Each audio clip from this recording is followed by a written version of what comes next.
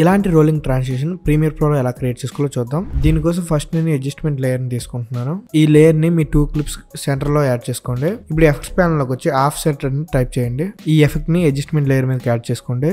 Effects control లోకి రండి. ఇక్కడ మీరు ఫస్ట్ ఒక కీ ఫ్రేమ్ యాడ్ చేసుకోండి. ఈ కీ ఫ్రేమ్ ని స్టార్టింగ్ యాడ్ చేసుకోండి.